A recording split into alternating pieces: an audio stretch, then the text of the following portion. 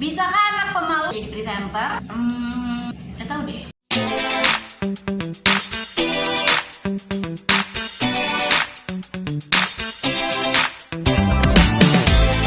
Assalamualaikum warahmatullahi wabarakatuh. Hai happy people. Oke happy people, di video kali ini aku akan memberikan penjelasan apakah anak introvert bisa jadi presenter. Ya bisa lah. Bisa banget, karena presenter itu adalah sebuah skill yang bisa dipelajari oleh semua orang. Jadi kalau misalnya lo pemalu, lo introvert, tapi lo pengen berkarir di dunia presenting, ya bisa kalau lo belajar.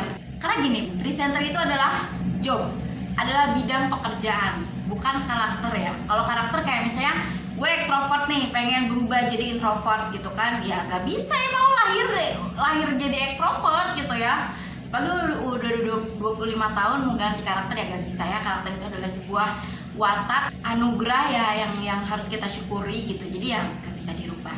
Tapi kalau misalnya bidang pekerjaan, kalau misalnya job itu adalah sebuah skill ya, sebuah kemampuan yang bisa dilakukan kalau misalnya kita latihan gitu. Karena nih, gue juga punya teman, dia presenter.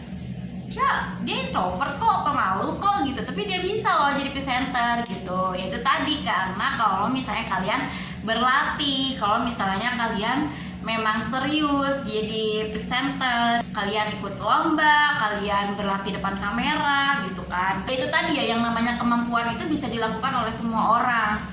Dan presenter itu gak semua ekstrovert ya, ada juga yang introvert. Jadi ya beda-beda gitu kan. Jadi kalian kalau misalnya memang kedepannya nih, sekarang yang lagi kuliah komunikasi, terus atau misalnya di jurusan apapun itu, tapi cita-citanya pengen jadi presenter, tapi kendalanya kayak gak percaya diri karena gue tuh pemalu, gak pede ngomong depan kamera gitu ya. Ya udah latihan gitu kan, karena yang dibutuhkan jadi seorang presenter itu kualifikasinya bukan harus ekstrovert gitu, enggak, tapi harus bisa belajar lancar ngomong depan kamera. Dan itu adalah skill ya, bukan karakter. Jadi lo bisa mempelajarinya, lo bisa melatih dirinya gitu.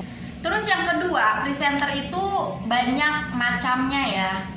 Kalau misalnya presenter talk show yang emang banyak yang bercanda kayak di talk show ya itu otomatis memang harus ekstrovert kayak Sule, Andre, itu kan mereka orang-orangnya ekstrovert, sanguin gitu ya, biar suasana tuh bisa rame, mencairkan suasana gitu kan. Atau komedi-komedi gitu kayak di Facebooker, itu kan kebanyakan orang-orang ekstro gitu. Nah, tapi kalau misalnya untuk presenter introvert, itu mana tergantung program. Kayak program berita gitu ya, berita kan gak harus riwayat, halo guys kita lagi sama gue, kan gak harus gitu. Kalau berita kan tinggal baca di prompter apa yang mesti dibaca gitu ya. Atau misalnya kalau kita jadi reporter, terus kita ngeliput ke pasar-pasar, kan kita nggak harus rame atau gimana-gimana ya, karena kita harus nanya-nanya, menganalisis data. Terus kita juga harus serius menyampaikannya di depan kamera ke audiens gitu kan.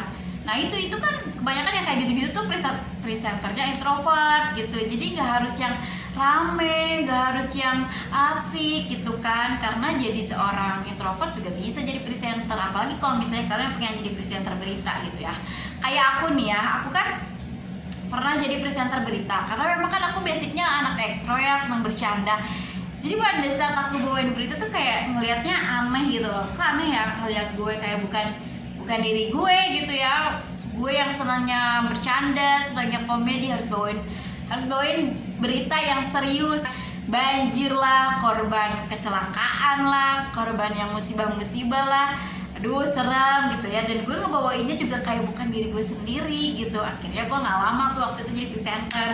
Gue lebih nyaman nge-YouTube kayak gini karena lebih santai. Gue juga kayak ngomong depan kamera tuh kayak ngomong sama kalian guys gitu, ngomong di depan orang gitu, bukan di depan kamera gitu. Jadi ya lebih jadi diri gue sendiri aja, makanya gue pindah ke YouTube gitu. Jadi ya itu semua bisa dipelajari dan kalian gak boleh minder gitu ya, karena jadi presenter kebanyakannya juga ada yang introvert.